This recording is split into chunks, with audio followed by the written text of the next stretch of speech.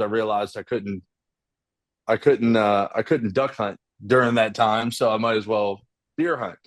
My father was never a deer hunter, and he started to like bend over backwards to at least allow me to do that.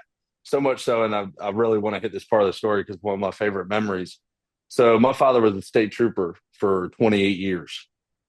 He was a sergeant, so he was the duty officer towards the end of his career. He's on the desk, managing the shift. And so much so that, before I could drive and, go and do on my own, he would, on evenings that I wanted to hunt, he would get someone to sit at the desk, ride 45 minutes home, and I had a stand probably about 400 or 500 yards down the road from my house. Well, I would get off the bus, go grab my stuff, gun on my shoulder. Imagine doing that today, right? And just, tote myself down the road and crawl up my little wooden ladder stand. Had a, probably 3 foot by 3 foot platform up top. And he would come down and he would park his car. It was probably only like 50, 60 yards inside the woods. He would park his car at the culvert right down the road, leave it running the whole time, benefit of, don't tell Elon we wasted state money on that gas, I guess, right? Yeah. But, in full uniform, he would just put on a camouflage jacket. He would he'd text me, say, hey, I'm walking in. He'd come on in, climb up the stand and stand there with his radio hooked up to his earpiece so that I could hunt. Um, yeah, all through middle school, high school, predominantly waterfowl with a little bit of gun hunting here and there. I killed my first buck on junior day, the last junior day I was eligible. In which very similar scenario, he um, you know was at work and literally came and allowed me to have that opportunity. Um, and then it was after my first or second deployment. Let's see, get my years straight here. So maybe 5.5 years is when the spark was really lit. But um, I'd I started. I had a bow. I was nowhere near disciplined enough to get good at it. Some guys are naturally gifted. I was not, at least not back then. I certainly didn't have the patience to do it. Did you know other bow hunters at the time? I had one friend of mine that, I mean, this is probably me just being a kid and not knowing, but I swear he could shoot 50 yards just no problem. Probably more like 30, but he was my best friend coming up through high school and everything, and he was just naturally gifted. I mean, steady as could be, grouping, and I'd get it, and maybe I'd hit a beach ball at 20 yards. Um, so I for competitive sake, I would never even take that thing in the woods. Well, I had you can see it. Obviously, the listeners won't, but that deadhead that's up on that mantle back there, I had 2 or 3 encounters with that deer during our gun season, which starts after Thanksgiving. But it was all like 5, 10 minutes before shooting light. I mean, it looked like a water bush coming through the marsh. Um, so we go out shed hunting later that year. I'm in the Marine Corps. It was right before my first deployment. That's what it was. And I started, I'm like, obviously he's nocturnal. It's gun season. Like I know enough to know those things.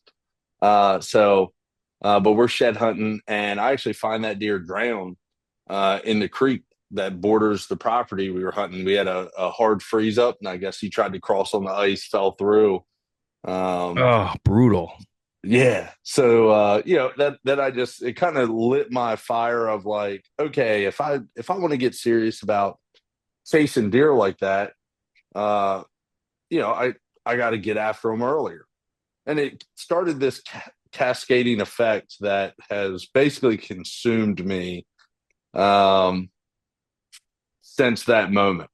Where the next year I was deployed and I missed the entire hunting season, very similar to this last one. And I just spent my entire time just reading. That was right when podcasts were starting to come about. Thinking back to those days, like Working Class Bow Hunter, um, and a few others, like we're just coming into the space, and I'm just like trying to grab at everything I can learn. I start getting into like rut tactics. So I go in, the next season shows up.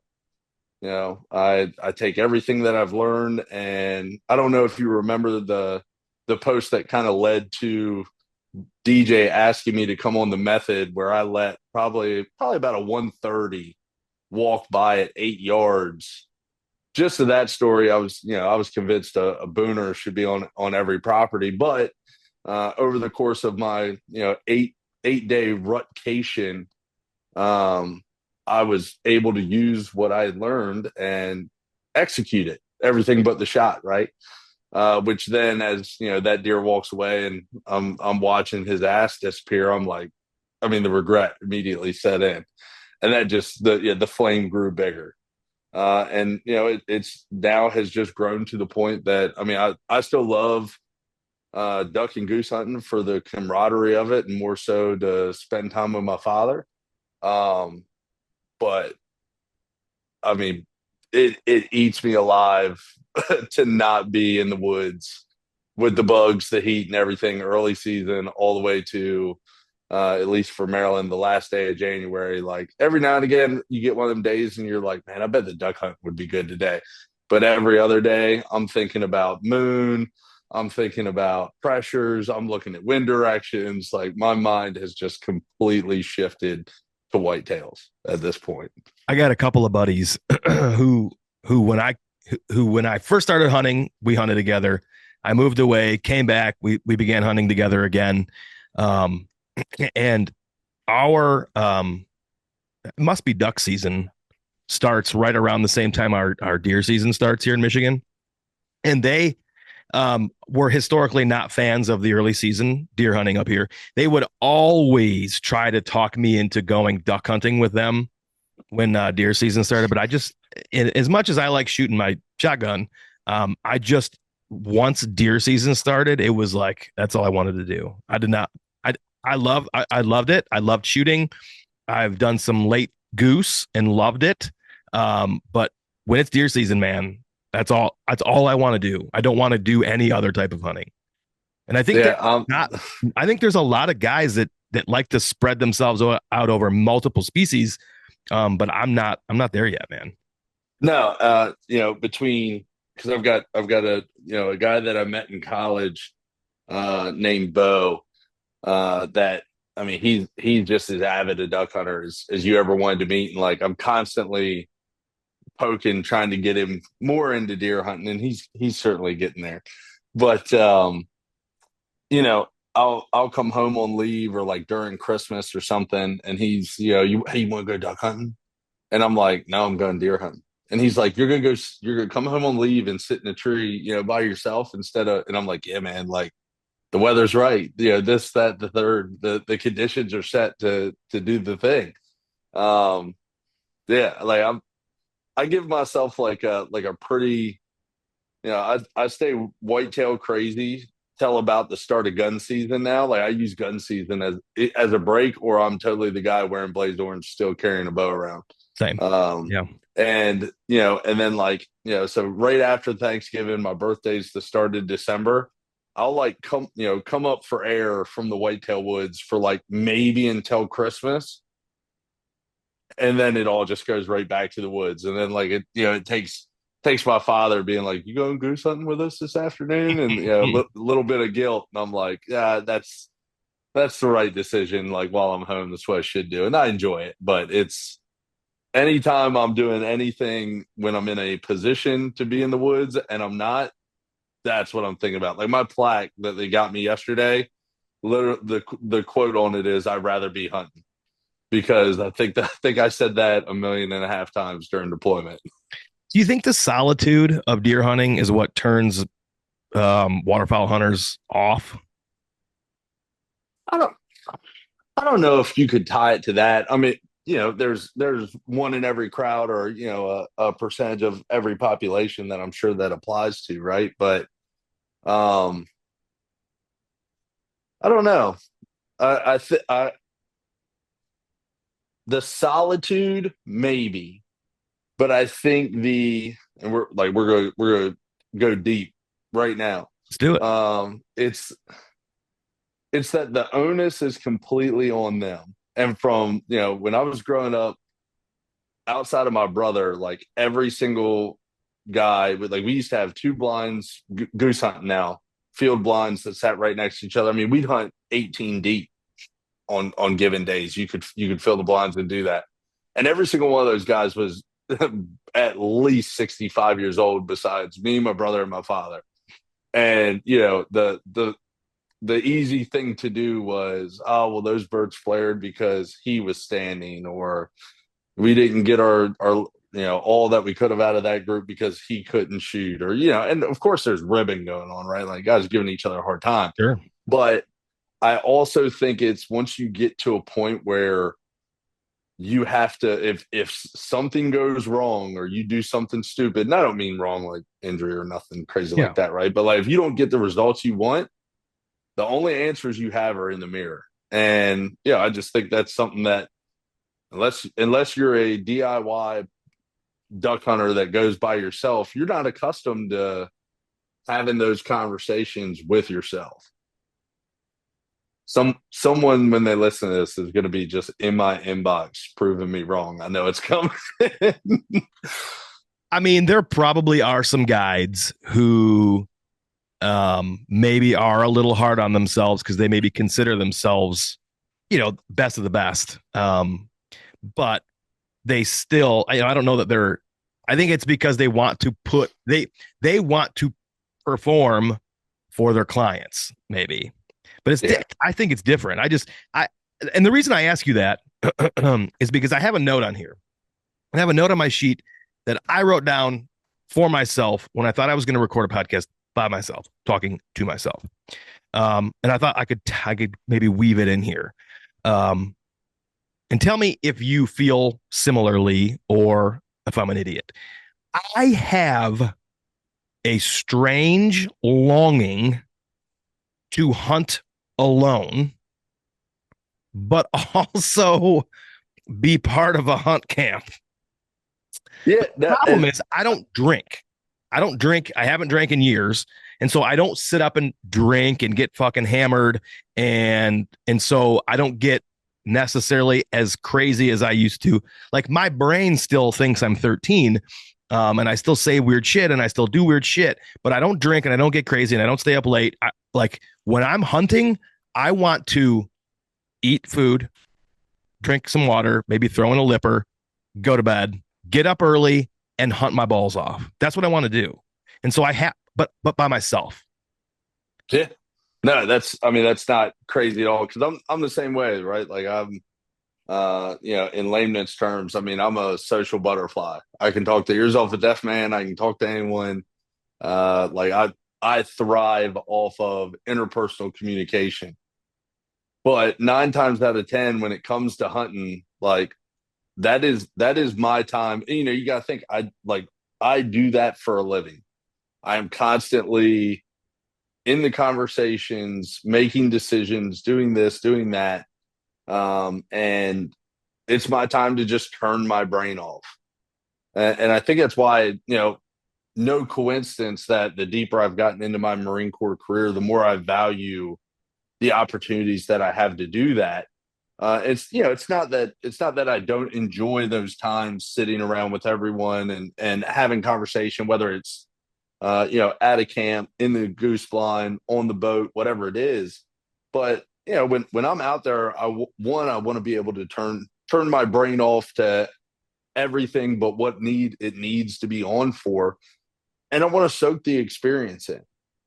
Right, like I don't want to miss the one thing that I've been thinking about for 6 months because I was turned to the right talking to someone. And doubling back on your question, right? I just think it's probably, there's some guys that grew up going to deer camps and like they really enjoy that, and that's what hunting is to them. And I mean, I would argue whether it's any game, everyone probably has some sort of that aspect in their history. right? Sure. Whether, well, even if it was just like, hey, we've always hunted by ourselves, but like I really cherish the conversations sitting over the truck bed after of, hey, did you see anything? Whatever, whatever, and some jokes were told, right? Everyone has that. So I'm sure, when we talk about like the isolation effect and solitude that comes with it,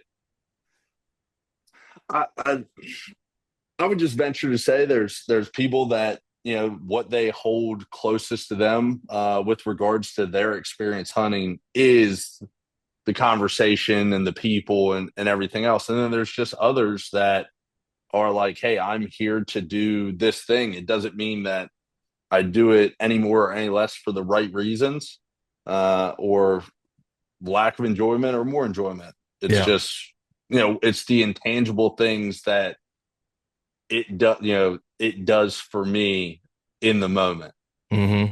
if that makes sense. Yeah.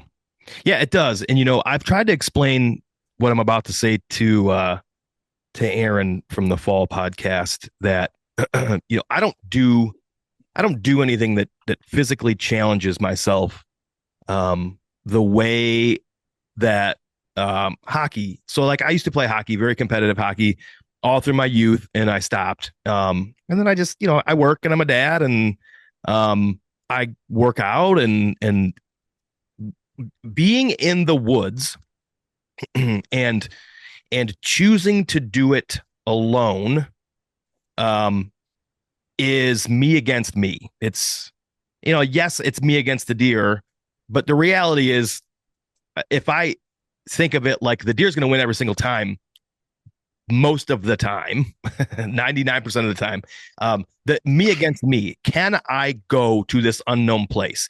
Can I find the sign on my own? Can I put together a plan? It's me trying to get the best out of me in some sort of a physical um, competition uh, that most makes me feel alive, sort of like I used to. And that's kind of what I'm seeking these days. And I really don't want people to think that I don't want to go to their camps, because I would love. In fact, last year I went to Nebraska with Matt Lear and DJ Riley and Chris Grant, and dude, sharing an Airbnb with those killers is invaluable, second to none. Right. But we came together, and then we all did our own things, and there was no social pressure there at all in relative to drinking or staying out and doing certain things or going to town and like having these whatever. It was literally like we were there to kill. and, uh, Yeah. and so I don't know. It's I just maybe it's just me in my own head, like having this battle. Like, what am I doing? Am I doing it for the right reasons? Because I think I am, but I don't want to I miss out on things either. I mean, obviously, if you're serious about this thing, right, and you're passionate about it, I can church up any answer you want, but we all want to kill. Yeah. And whatever that thing is to you, that trophy, whatever your goal is, right? Like, no one wants to go into the woods and see five squirrels all season long. I don't care if you're like, man, I just love looking at the leaves. It's like, dude, you're selling me short here, and I know it. Like, I Yeah. smell what you're stepping in, and it smells like shit. Um, that's we want to kill, right? So aside from that, right, let's just call that the known, right? If you're serious about it and you can say it, going out there to kill is going in for the right reasons, doing it the right way, of course.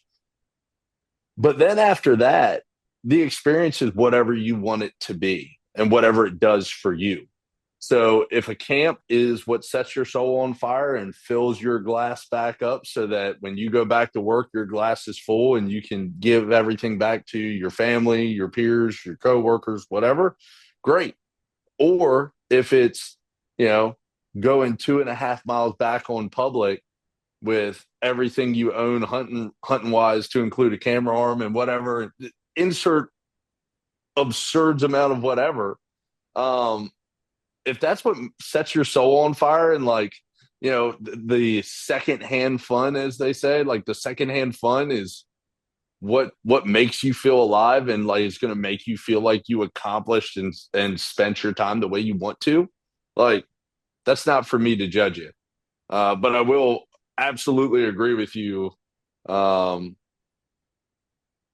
being on the road as much as I was the last couple of weeks, because this whole the way I'm starting to hunt is relatively new to me. I was a corn pile guy, grew up in Maryland, gun season, ladder stands, etc. And only in the last couple of years have I gotten into the mobile aspect and learning true woodsmanship. And now I find myself having conversations of like, what is hunting going to mean to me? Uh, when I'm 70 and I can't do that, or at least not to the level, me being my toughest critic, the level that I want to do it. Because that's the thing that I enjoy now is that back against the wall, someone says like, "Man, you're going to go how far for what?" And I'm like, "You're goddamn right, I am." Right? Like that's what makes me feel alive. So you're not crazy, not at all. How old are you? 34. Okay. So you're 10 years younger than me. So when you think about that, you're halfway to 70. Let's just call it what it is. Yep. You look at Johnny Eberhart, he's still doing it. I think he's pretty close to 70 if he's not 70. Sorry, he's never going to listen to this. What am I apologizing for? Johnny Eberhart's never going to listen to this podcast. But if he does, He's I'm gonna listen to sorry if that. you're not 70 Just that sound bite's gonna get dropped in his inbox the somehow. day after this Yeah. goes. Okay, fine. Get one more listen, one more download. Hell yeah. But I know what you're talking about. So I have counted the years, the good years of mobile hunting. I've counted that. I put a number on it.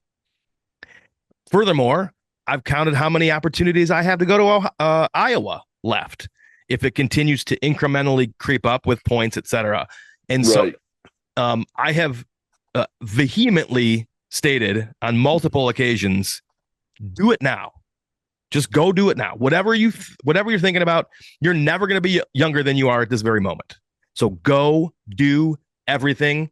It's why I get up at 2 a.m. to drive to Ohio for a day of scouting.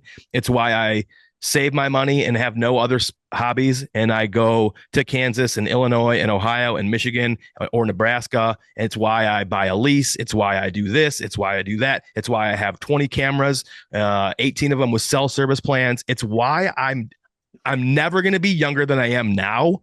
So I'm fucking doing it all. Yeah. All of it. What 100%. Right. And Yeah.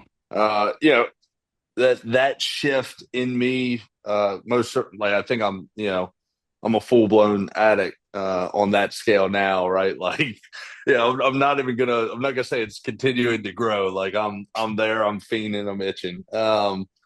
But I've spent enough. I've had to forego now, two full hunting seasons, and then just based off when I was an instructor and various other exercises we've had to do. I think I was telling DJ out of the 8.5 years that I've been in, I've only been able to hunt anytime during the first week of November twice. Wow. And only one of those was for more than a 2-day period, right? So, I mean, we all know what that game looks like. Mm-hmm. And it's just, I just spent 14 days after coming back from being gone from everyone and everything I know for 6 months. And instead of, relaxing, whatever, I decided to go put 60 and a half miles in, drive the equivalent of across the country in 14 days, and just absolutely lose my mind out there. One, proving new concepts, extending places that I can hunt in the terrain that I already know. Like, do it now because I'm going to continue. There's going to be another time that I'm in Okinawa, Japan, or wherever I am in the middle of October, and I'm going to be thinking like, you idiot, like you're sitting here dreaming about doing this thing or having this experience, and the last time you were offered to do that, or at least to go like see if you would enjoy it, you chose to just go back to Cambridge, Maryland, and see the same people you always see and do the same thing you always do. And yeah, if I'm messed up and wrong for that, it's my cross to bear, but I just made my mind up. I'm gonna do what sets my soul on fire, and I'm gonna feed the passion that owns my soul right now. And that's what I'm doing. Good. And I think you having a platform where you can talk about this, on your Instagram page. Why don't you share that with everybody while we're talking about it? If Yeah, you want to, if you want to. yeah, no, big time. Not a problem.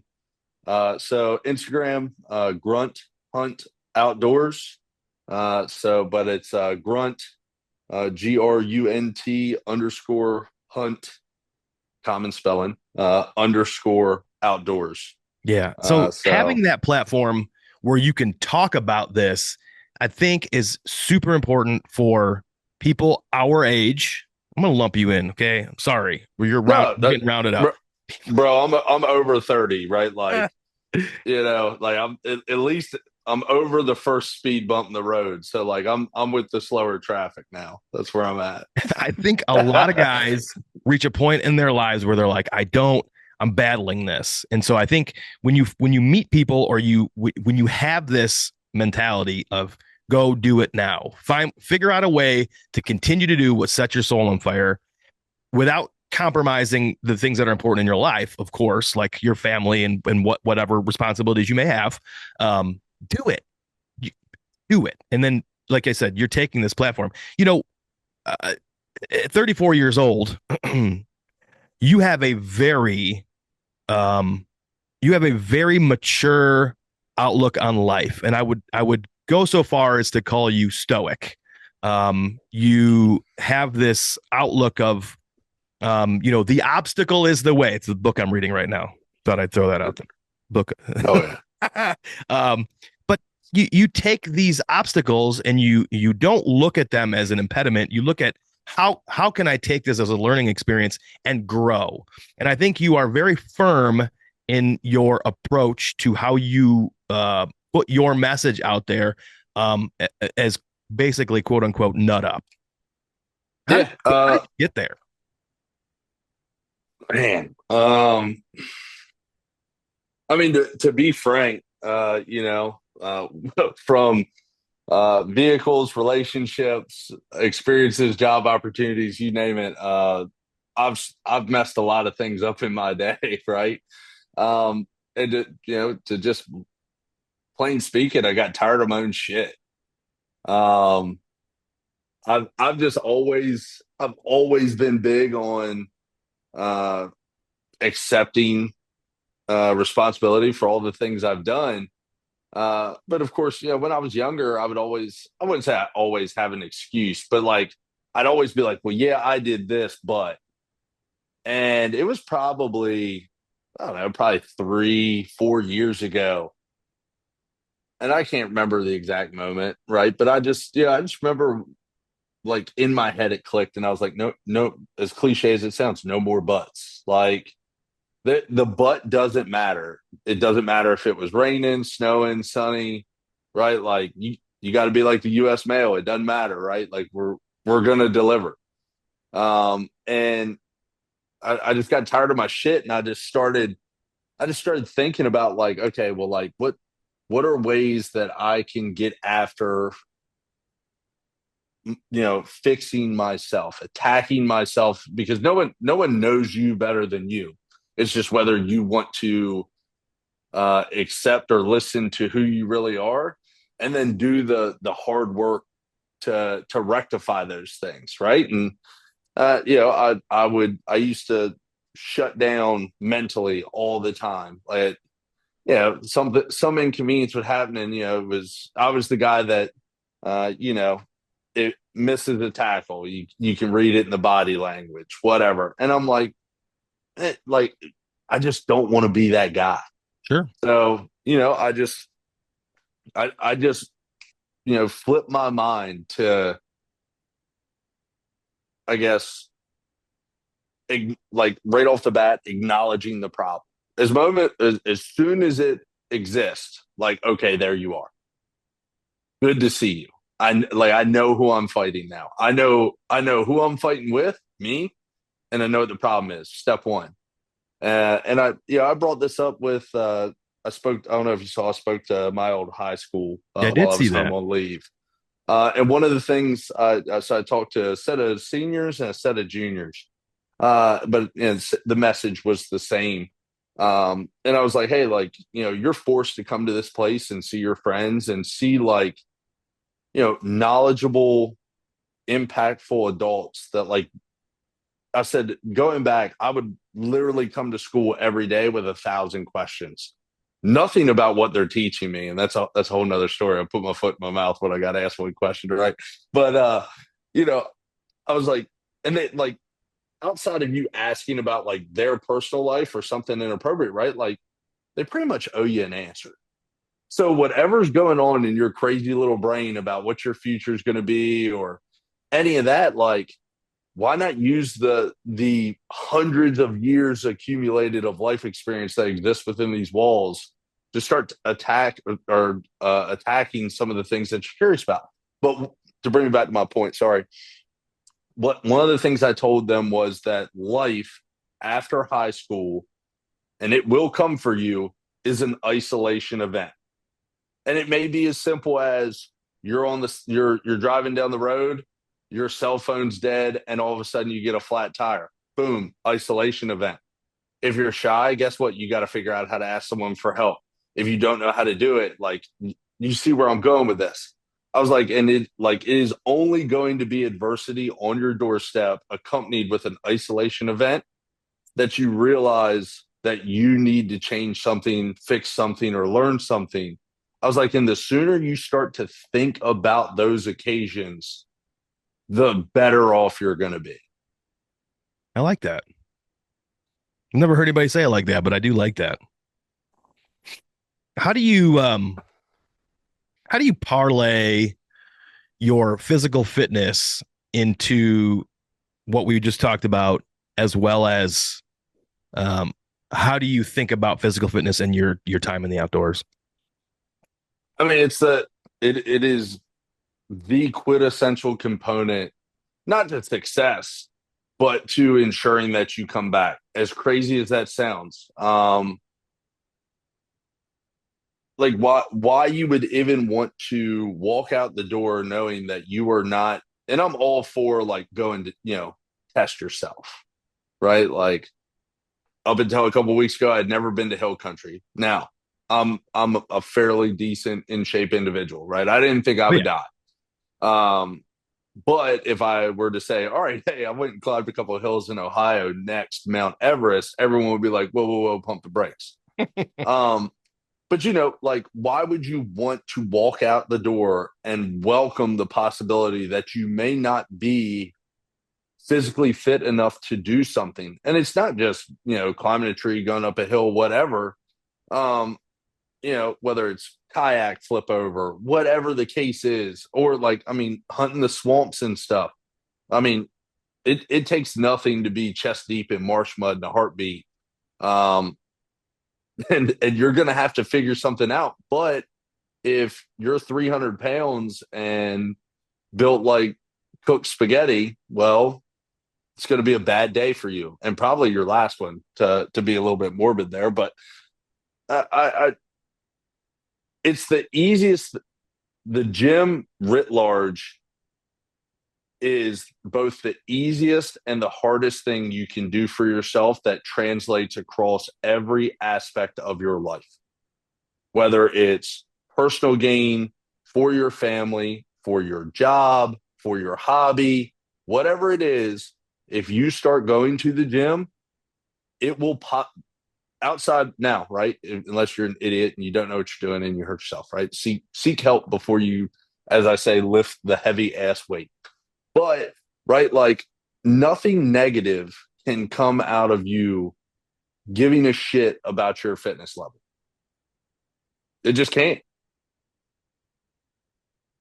I mean, that should stand alone by itself. Um, that sentiment is lost on so many people.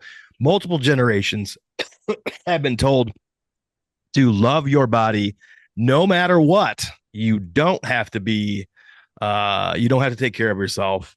You can just get a pill or you can take a shot But people should love you for who you are. And while that may be true, but they're talking about who you are on the inside. And for God's sakes, people, go for a walk. Man, Um, I'm I'm telling you, we don't want to get you in I'm trouble. We don't want to get you in trouble. well, you're not going to get me in trouble, right? But if you do follow me on Instagram, it is no secret that the larger individuals get under my skin. And now, obviously, fat people and crossbows have very similar things in common, right? We're going to You spice just this named, up. dude. You just named the episode. Yeah, that's awesome, right? They got one thing in common, and it's laziness. I have no problem with either person in that category that has a medical condition that has the right to operate that way. But it's the ones that don't want to put in the work and think you should just be entitled to everything and everyone should accept it and not question anything about you that I have the problem with. Yep. Right? Like to me, it's about the work. Like not even the results, because everyone's going to grow and do This all the whole things at thing, different the times. whole thing we've been talking about is about the work. Yeah, All of it. like I All of it respect is the about. effort. Fuck Yeah, yeah. yeah, it's about the effort. Under like you can go to the gym for 10 years and your bench max only go up 10 pounds. I'm going to respect you 1,000 times more than the guy that's been in there for 6 months, not doing it the right way, and he magically gains 80 pounds on his bench, right? I'll be like, yeah, dude, that's cool, but you don't put in the work. Like I've known you for 10 years. You've been in here for 6 months. Before that, I know what's going on here. As opposed to the guy that like literally probably hasn't changed that much in 10 years, but his consistency and dedication and his effort, I'm like, that's a dude that I can count on every single day. And he's strong and mentally and physically. He's got excellent discipline. He is taking care of himself. He or she is taking care of themselves, not just for themselves, but for maybe potentially their family as well. And who knows what the story is? Maybe their goal is not to bulk up. Maybe it is to just maintain a healthy lifestyle. Like you And said, I'm 100% for it. discipline and consistency. Man, that's another one of the reasons why I really love your page is that you shoot it straight, man. Yeah, I don't know if God installed a filter and it just didn't take, or if It's he just broken. forgot to put one on my model. But yeah, it's the wick that exists within me is you need a set of tweezers I to believe get a you hold of were it. in. I believe they installed straight pipes on you. Yeah, Yeah, no got straight catalytic pipes. converter, That's right. It's nothing. Yeah, gone. I'm straight turbo, 5 inch all the way back. So, Mr. Physical Fitness, let's talk about those Southern Ohio hills because I too was in Southern Ohio when you were in Southern Ohio, and we didn't plan that. We were not in the same area, but man, oh man, um, I consistently work out without my legs. I'm not in the best shape, but dude, those hills are no joke. Yeah, no, I mean it was a huge learning experience. Yeah, first and foremost, if I had known you were going to be out there, because I think it was the day you had gotten there was the evening that I was leaving. Like Yeah. your day one was the end of my day two, and off we went. Because I totally would have, before we even discussed doing this, I totally would have swung around, swung Yeah, over, whatever. for sure. But I'd already being on leave, I'd made some family obligations to pull me back. But yeah, the hills were everything I wanted them to be and more, right? Were Like, they? That's awesome. yeah, like it was extremely challenging. It What I loved about out there, so being a flatlander from the Eastern Shore of Maryland and now in North Carolina, uh, I feel like the deer just meander. Right, they're like, oh, just like they're terrible at land nav. They got a hard left or right drift, and they never follow the same thing. Right? But literally, and this is again accumulation of all the things I've read, all the podcasts, whatever. But it was nice to finally be able to one look at a map and be like, hey, like I think bedding is going to be here. I imagine that like a scrape in a bottom of a freaking hub system. Everyone and their mother's been preaching that for 3 years now, right? Like I'm not gonna get hired at SpaceX for that. But but it was just nice to be able to look at a map, make a educated guess on deer movement, bedding, whatever the case may be, and then literally just walk out there and look at it, see it, and be like, yeah, that like it totally makes sense that there is three different beds here. It totally makes sense that there is a scrape here, based off whether this is a red oak flat or a white oak flat, what was hot this year, all the things, instead of just like, and the fact that you can see because it's all hardwoods instead of, hey, I'm going to walk through the pine, get smacked in the face by, pine saplings and holly trees, spider webs, and I'm going to only see about 25 yards. So it was, I mean, it was a breath of fresh air to go out there and like, you just, when Jake and I were walking into the first place that we were going, uh, he got like 50 yards in front of me because before we dumped down into this first drainage, I was just like in awe of what I was looking at because I've thought about the hills for 2.5 years now, and it was like it's finally here, and it's the sun's just coming up. It's as beautiful as I could ask for. It's a nice, crisp, cool morning. Like it was just after 6 months on the bench, it was that entire experience was everything I wanted it to be. That's wonderful. That's amazing to hear. Was there anything that you guys discussed out there that was a surprise to you? I don't I don't think well no, actually let me back up. He totally was pulling some uh Jedi wizardry on me. Again, Flatlander, I understand wind and thermals as much as the wind's blowing this direction. If the sun's rising and it's hitting the ground, they're going to lift. If it's in the shade, they're going to fall. End of the day, they're going to fall. And we would just get to places, and it was almost like he wasn't quizzing me. Like, I didn't Yeah. go out there to take the SAT, right? But we would just stop, and in no particular spot, but he would just like be looking at the terrain and be like, hey, like, what do you think if you were to set up here? Where would you set up? And I'd kind of look around. I'd pick a tree, and he would start throwing milkweed. And every single time, the first couple of times at least, I mean, I'm busted, sure as No shit. shit. And then all of a sudden, he's like, he grabs me, and we move 10 yards one direction or on the backside of an IV line just a little bit or whatever, and he drops it. And it goes exactly where you would want everything to go, regardless of the wind direction. And it's just like, to me, being a flatland guy and never having to think about my approach in that detail. Yeah. Yeah, again, kind of tying this all the way back to like the challenge and I want to get better. You know, what more could you ask for to just that aha light bulb moment of like, oh, that actually makes sense. And you have a vague understanding if you've never been out there, but you've invested the time in trying to learn.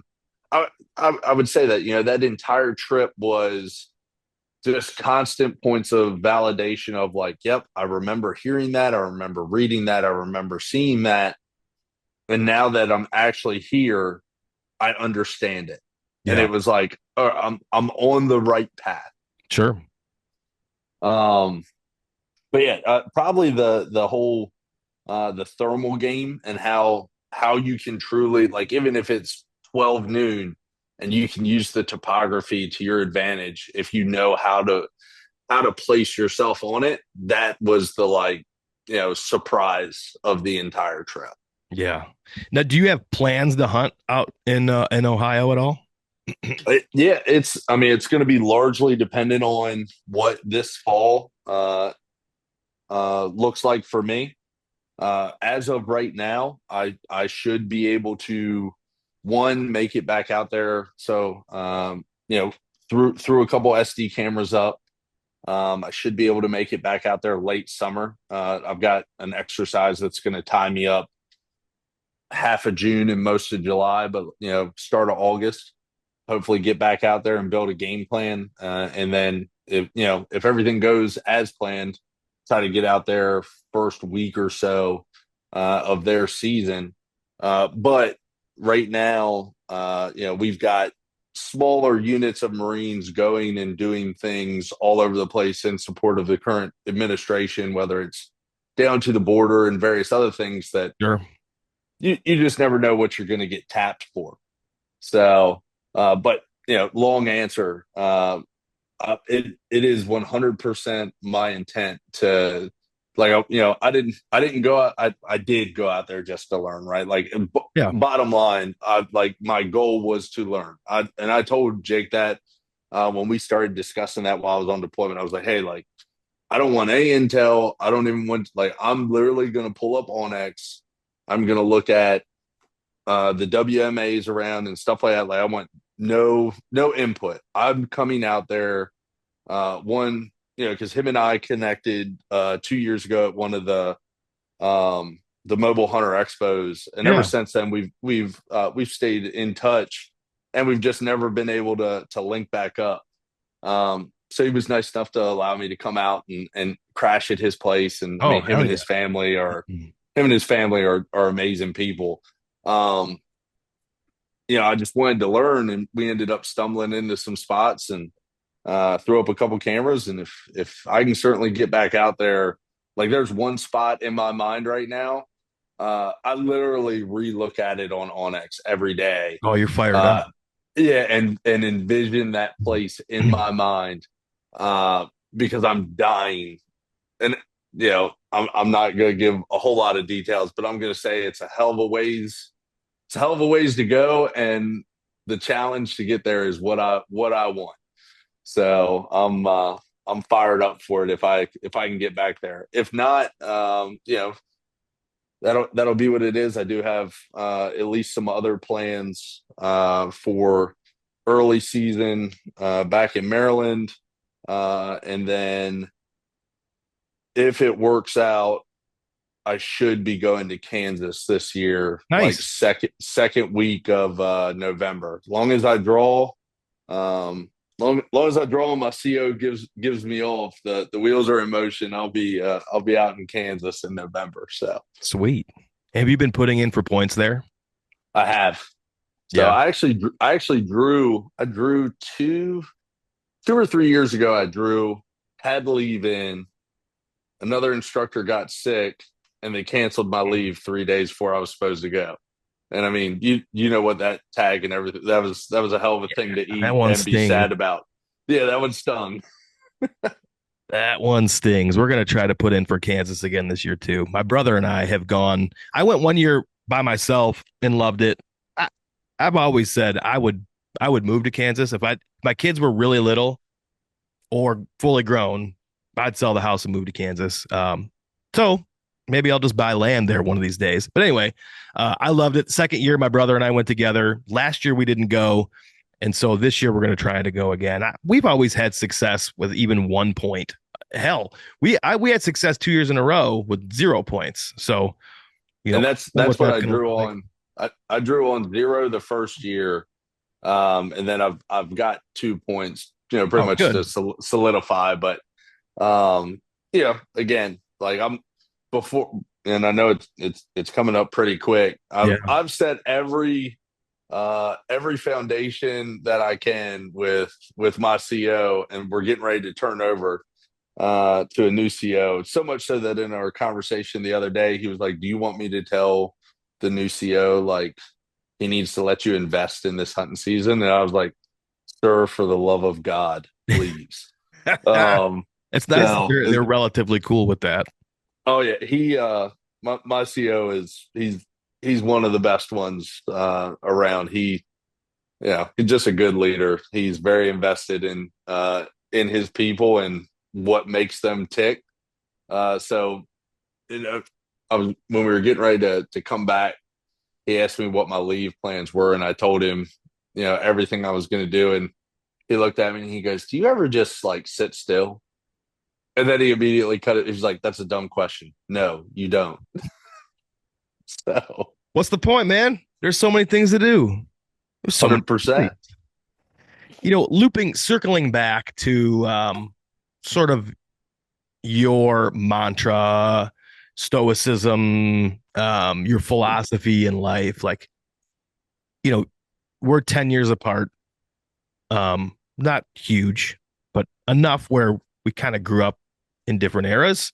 Um, do you feel, but I feel like we sort of have a similar mentality about life and where we are at in the current world. Do you feel like people like you and I have a certain responsibility um, for what comes next? Yeah. I mean, I think it's almost completely on our shoulders as we stand right now. Um, the old infantry officer saying, "If not me, then who?" And like one, just from being a man, right? Like that Yeah. should be that whether you know the past two generations or whatever Gen XYZ chromosome whatever that we're on now. Um, however many there's been, right? Like, I would argue that as a man, regardless if they were all exactly like us, we should feel like it's on our shoulders. But the truth of the matter is, and I'm not going to get on, that soapbox about what I think of some of the men in today's younger generations. But it is absolutely on the shoulders of those that want to go put in the work, see the difference in the world, and think about things larger than themselves to ensure that we continue to enjoy all the freedoms and things that we currently do. And that's within every realm: political, demographics, geopolitics, Mm-hmm. outdoors, school systems, you name it. It is on the back of everyone over the age of 30 right now. I agree. I agree. I don't. Again, I'm not going to try to get you to talk about things that you can't or don't want to talk about for any particular reason. But I will say that I feel like there is a certain. It's probably, like you said, a generation. It might even be two generations of young men that I don't think are going to do that. And I think, it probably stops at your age and then it's going to jump probably 20 years. And I think there's some teenage men, teenage boys who I think the message needs to get to. I don't think you're going to change the late 20s and the early 20s. I don't think you're going to change their mind. I think, I hope I'm wrong, but I think there's a couple generations that we may not be able to persuade them. But I think the way that you spoke to some kids the other day at your it was your high school, right? Correct. Yeah. And then, if you have children, your children, like I speak to my children and your nieces and your nephews and your if you're older, you have your grandkids. I think it's imperative that we're honest with them. And like Hunter said, it's our responsibility to convey the truth to children so that they don't grow up and are blindsided by the way that the world really is. And I think that's what happened. I think a bunch of people grew up thinking it was all unicorns and rainbows, and it ain't. Yeah. A lot of people don't get told that they're wrong. Right. And one of the things that I told them, and I think from the daily morning thoughts that I do and everything else, very similar to going to the gym, nothing bad can happen to you. If you just think through you know, your approach to how you are going to better yourself, if you can lead yourself, you can lead anyone else because you can just as fast talk yourself out of something as you can talk yourself into something. But if you know yourself, know your weak spots, know your habits, etc., well enough to then, in spite of them, lead yourself somewhere, you can lead anyone. And that's really what we're lacking now is a lot of individuals that in the moment adversity strikes, isolation strikes, whatever happens, they haven't done the work on themselves or aren't comfortable enough to lead themselves where they want to go. They will immediately look to their left or right or someone else to do it for them. And a lot So of that start with yourself. and a lot of that boils down instantly to discipline. If you can become a disciplined individual, your default becomes your discipline, and it's going to take time. Um, Speaking from experience, it takes time to get up in the morning before everybody else in a super quiet house when you could lay in your bed next to your wife and your super warm dog, to get up to read your book or to cold plunge or to sauna or to go work out, to do the thing opposite of what your mind, your bitch voice is tricking you into doing. You've got to be disciplined, and that will become your default. And it will lead you into, like you said, making those decisions for the better in those times of adversity. Sorry. There's the cough. I made it so long. Yeah, now Oh, you've been holding game that one got in. me. Son of a gun. That one snuck up on me. Hold on, I gotta get a drink here. Oh, we'll cut that out in post. Oh yeah. Well, man, I'm glad to hear that you're going to do some Ohio hunting. I really hope that you're going to get all the time off that you want this fall. I know it was painful for you to sit through your deployment last year and watch all the hunting stuff, but I think Man, yeah. it fired you up, man. You were so invigorated all the time about everything you were talking about with Yeah, trip no, cameras and data. dude, that was that was the one good thing. It was, because anyone who runs cameras or, anything, you're like, oh, I'm gonna let this soak for a whole season or whatever. And then like, you don't even make it to the middle of November and you're in there like, oh, I just got to see, I got to know. Right. So it forced me to do things that I know normally, shocking after we just talked about discipline, that I lacked the discipline to do, right? But I saw the payoff of that. And just try some new things with, trying to collect weather data and look for correlations and, uh, just it, man, I'm telling you, sitting over there, it seemed like everyone, their mother, their brother, and their cousin they had never talked to killed a hammer sometime between October 20th and like November 3rd. And uh, we were we were in the middle of a pretty large exercise, and I was acting as the operations officer. So, i.e., like my world is on fire to begin with, right? Like it's just no sleep, batting above my pay grade, just trying to figure it out as I go. And then like, I get 30 seconds, I open Instagram, wham, booner. And it's like, oh, where I could be right now. Um, but yeah, no, it fired me up. It just further, if I hadn't have felt that way, I'd have gone home, I'd have scouted, the same private and public pieces that I always do. In my entire time home this time, let's see, I only stepped on, and this is including two private pieces. I only stepped on three pieces of ground that I had been to before. Everything Really? else was, I needed a new experience. I need to extend my reach. I need to go learn, do, put myself in a new and challenging environment. For nothing else, just to see it, learn it, try to learn it.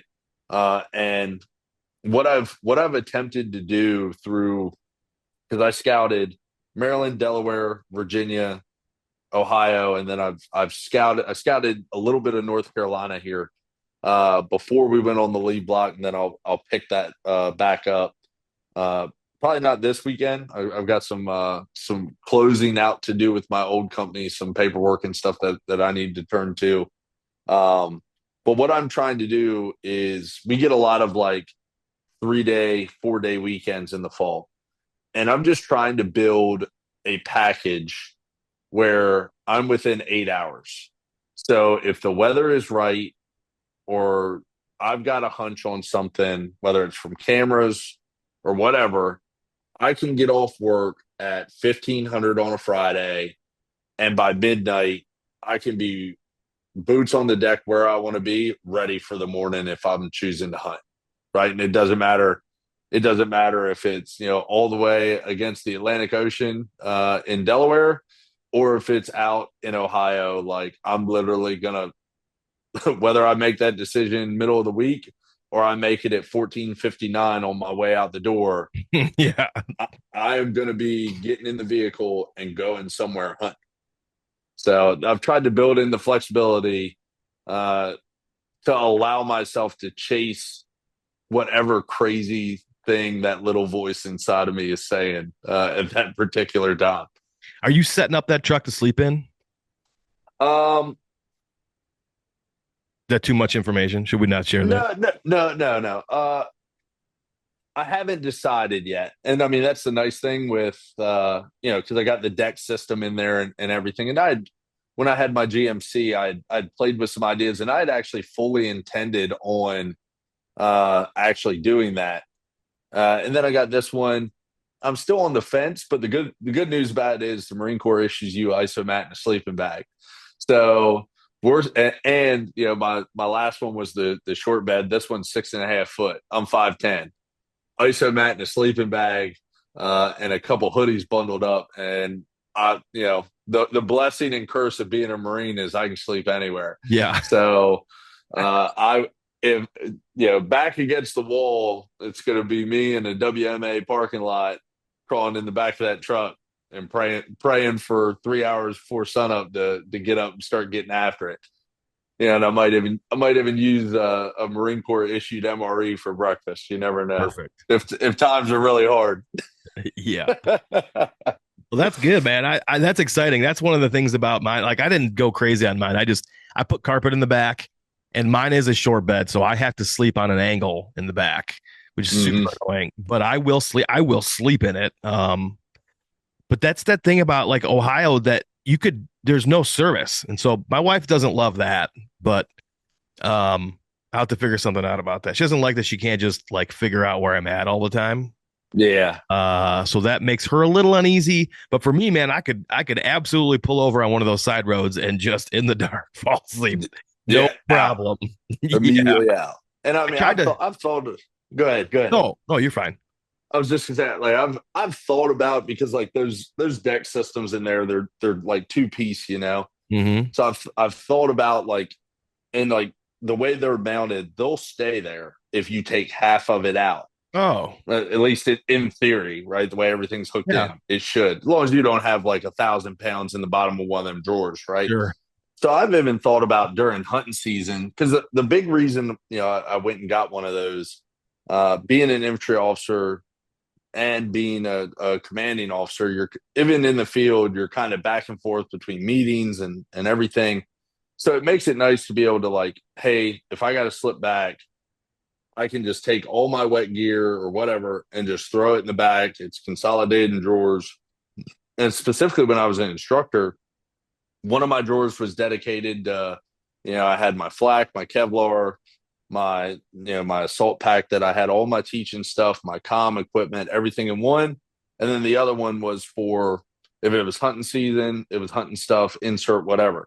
So I've thought about testing one day, just pulling half that side out, because there's nothing worse than when you get up elevated on that thing and you can't, like, you go to sit up and you're still like sitting Indian style and like hunched over. So at Yeah. least, like, for the creature comfort of being able to, like, almost like you would in bed, sit up on the side of the bed, at least have Hmm. something to put your feet on, and just for a little extra storage, or a Yeah. solar charger, or whatever, to prolong that sustainability if Hmm. you're going to go and do those things. And that's probably the biggest thing, because originally I was going to deck that last truck out like that.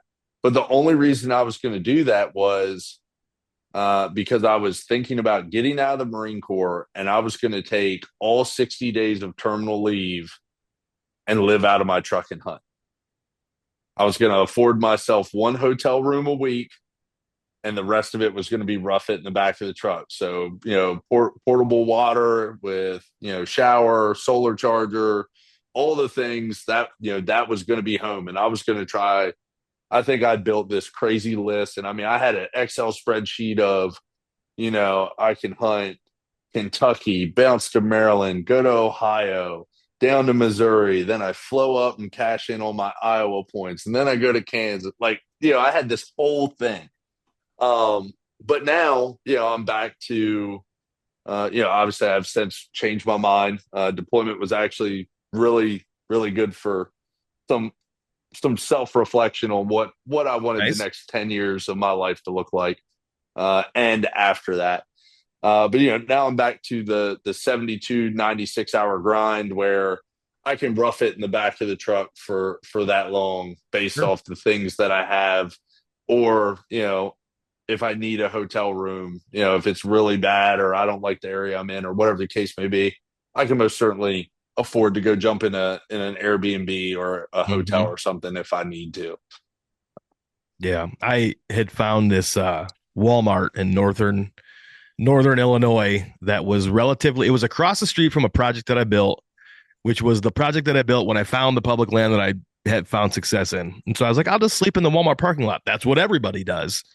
And there is this local, I'm guessing high school. I guess they could be young, freshly out of high school men and their truck club that hang out in the Walmart parking lot and they honk their train horns at each other and they do Yeah, that's small town America right there, boy. that. You can't sleep when that's going on. Well, that's like someone, and this was probably like 2 years ago. Um, I was listening, someone that will go to Indiana for a week or whatever. They're talking about that, and it was like, people have all these great ideas, and you're like, when you hear it, you're like, why didn't I think of that? But he was talking about how he would like, buy a week membership to wherever he was going at like a Planet Fitness so he could go in there 24 hours a day and just take a shower. That's And super it's smart. yeah, and it's like, bro, for the what, $10, $12 that you're gonna spend to do that, like if you're gonna Yeah. live in the trunk, but like, as long as it makes sense, you freaking roll back, or whether you shower before or you want to shower first thing in the morning to wake up, you just roll in there. Hey, I belong here. Click in, go take your nice hot shower Oh, and I go on. And it's like, if I had never heard that, I would have never thought to do that. no, never.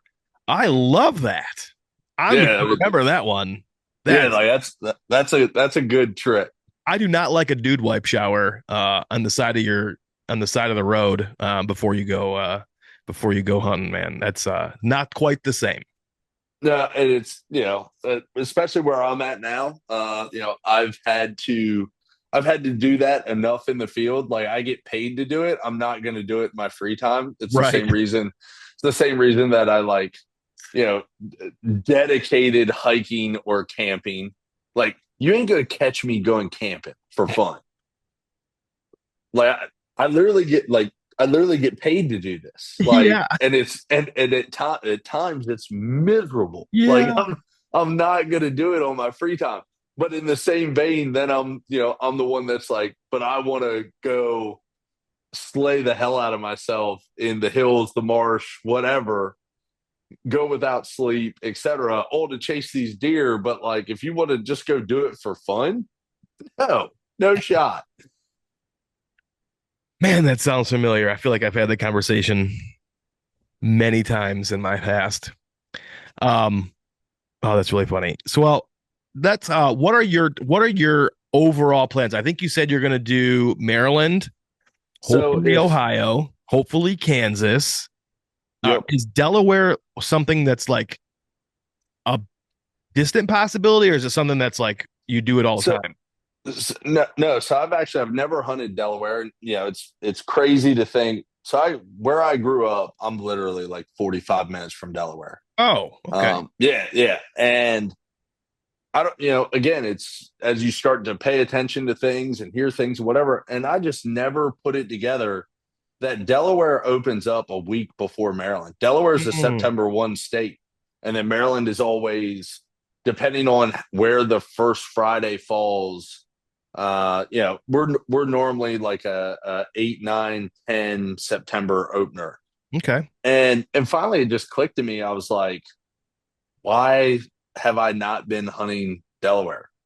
So I'm gonna try it. I put some effort in on some public land, and then a buddy of mine has some private over there that he's been more than gracious enough to say like, hey man, if you get off and you don't like what you're seeing, like you're more than welcome to come over to my places, and they've got pre-hung stands and everything, but he's like, you go wherever you want. Nice. He's a Delaware state trooper, super great guy.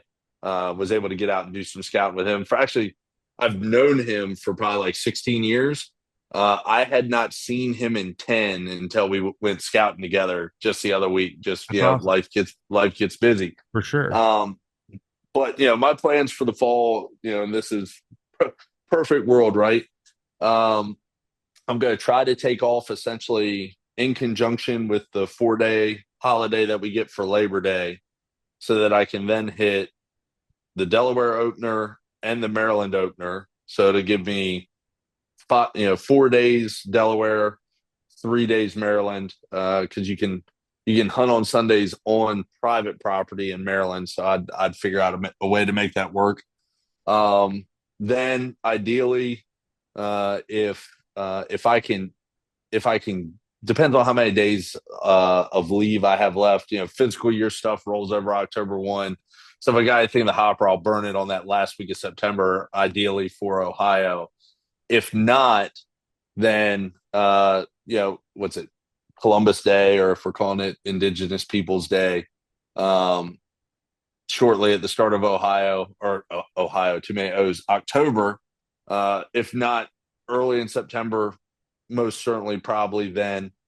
And then I will kind of shift my focus to more of the, package mentality that I was talking about, where pretty much from October 15th on, it's going to be watching cold fronts and everything else, and jump into wherever all the way through that second week in November. Obviously, if I draw Kansas and I can get off, it doesn't matter what's going on. I've got another good buddy out there that I actually worked for right out of college that now lives out there. Hmm. And same thing. He's like, man, like, I just need to know you're coming. Like, and you can hunt anywhere you want. Mix between the what they call it, the Weehaw stuff, the stuff Mm-hmm. that he leases. He's like, you got run of the place. I want you to come out here and experience Kansas. Oh yeah. And then after that, then we'll go right back to the package mentality of whatever I feel like, and then depending on, so I should promote to major in January. And where that gets weird is, so once the board comes out in September, the monitor, the guy that moves you, gives you your new set of orders. The moment it comes out that like, hey, this guy's going to be a major, they look at you like one. So Oh. I could get moved and catch orders to who knows where. So that could derail everything. Or they could move me as soon as I pin, which would be ideally, I think based off the numbers, it should be January, the latest February. But then on top of that, if they decide to keep me, excuse me, in the rifle company commander spot, because we have a large scale exercise going January and February until like mid March. So either way, I'm just planning on January as a loss. But so I can never make it through just one hunting season without at least owing 3 or 4 weeks to the Marine Corps somewhere. Yeah. But that's the cost of doing business. So That still sounds pretty great. hey, I look at it like it'll be 1,000 times better than last hunting season. Yeah. So You know what I was curious about? Are your bucks in Maryland that early in September hardhorn, or are they in velvet still? uh I mean, it is. So in this hypothetical scenario, we'll say the season Hmm. opener is the September 10th. You can rest assured somewhere between September 8th and September 12th, they're going to go hard horn. Okay. And obviously they're gonna shift.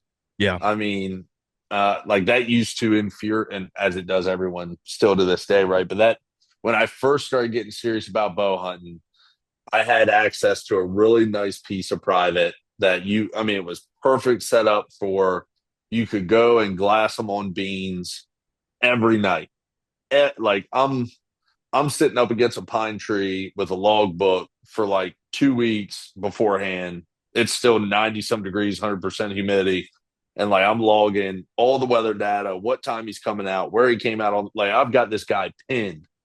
And then like the night before it opens, and like keep in mind, I'm sitting probably 600-700 yards away.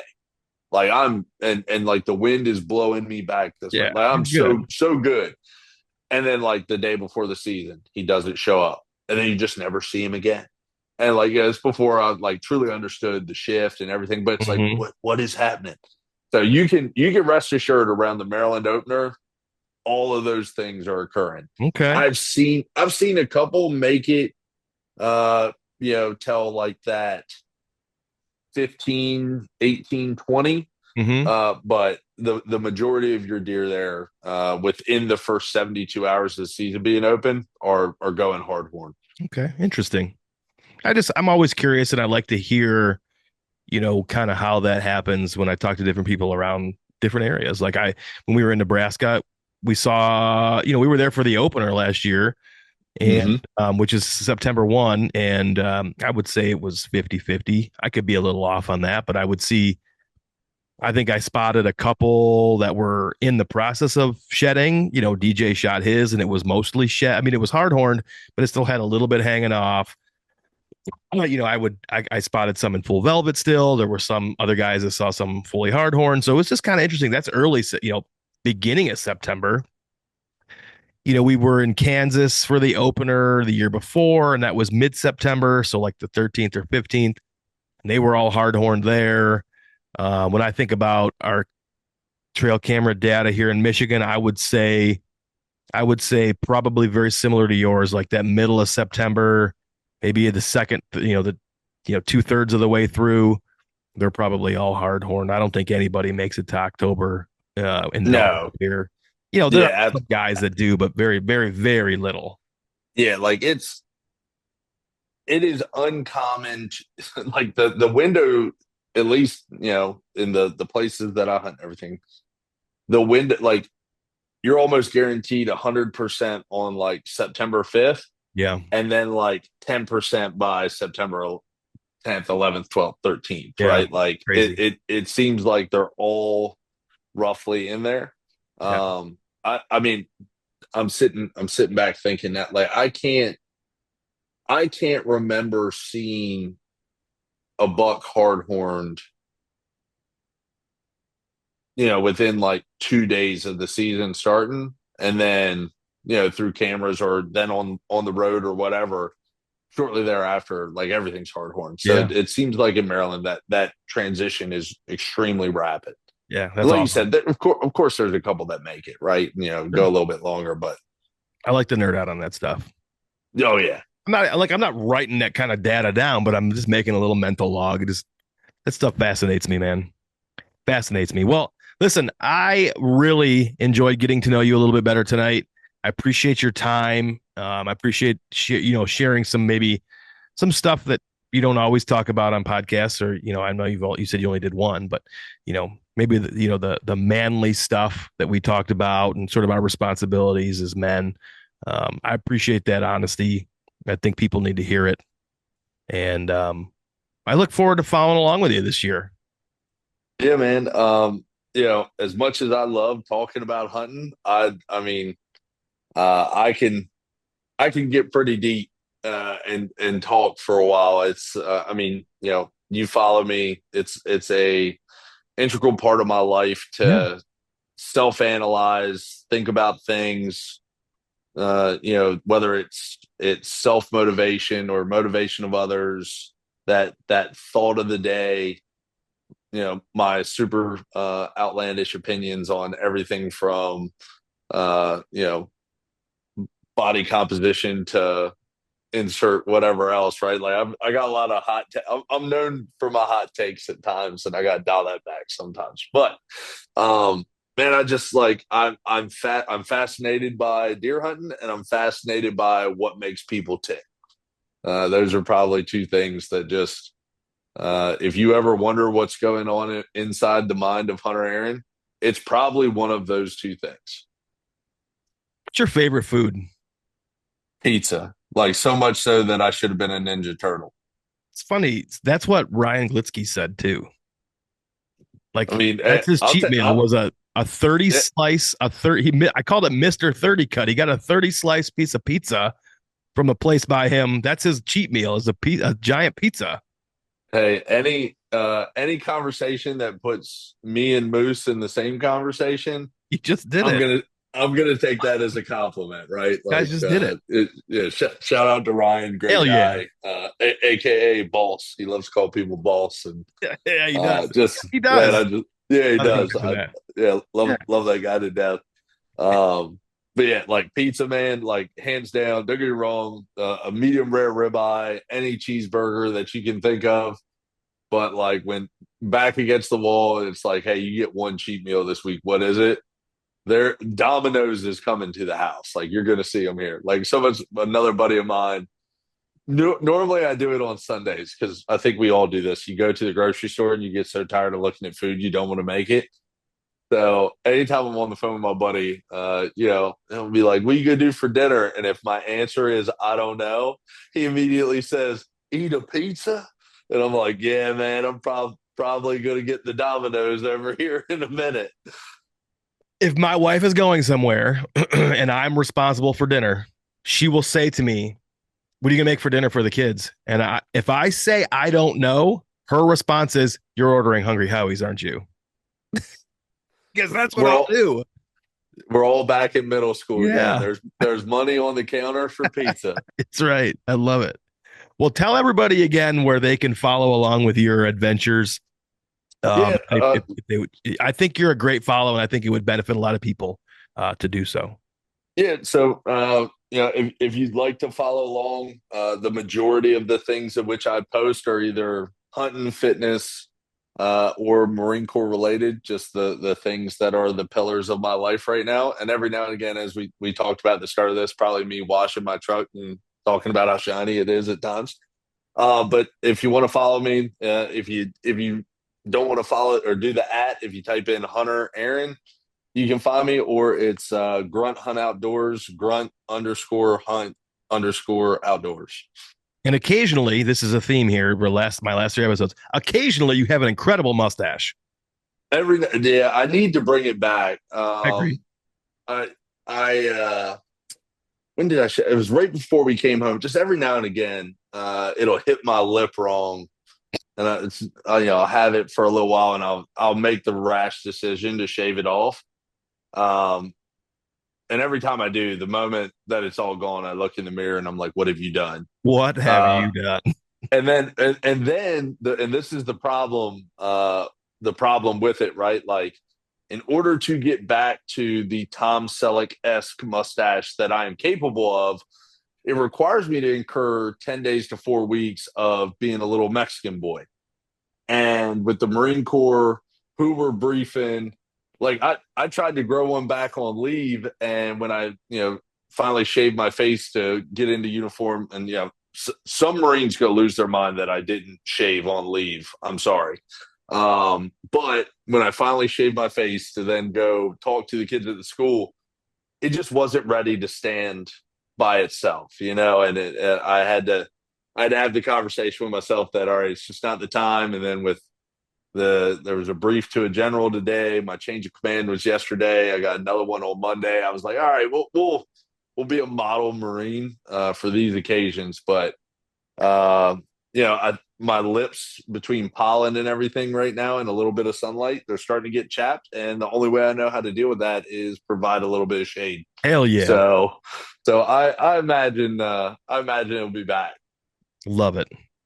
Little bit of shade for your lip to keep the pollen off of it. It's a lip umbrella. That's right. Nice. I'm gonna write that one down too, actually. The old lip umbrella. Lip umbrella. Well, Hunter, man, I appreciate you again. I know I said that already, but I do appreciate you. I appreciate getting to know you better. Um, and you're welcome on here anytime. And again, I look forward to following along. Dude, at any time. Had a phenomenal time getting to know you. I knew I was talking to some guys.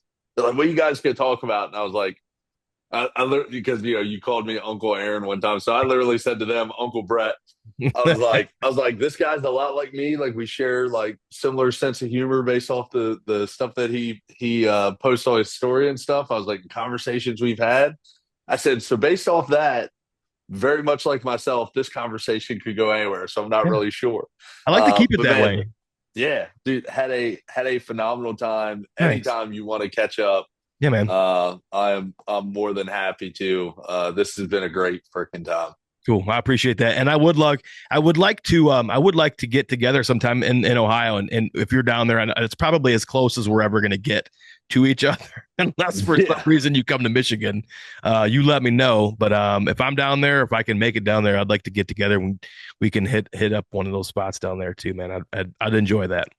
yeah, absolutely, man. We'll talk about it. We'll make a point of it for sure. Sounds good. Well, thanks everybody for listening if you stuck around, and we will talk to you all soon.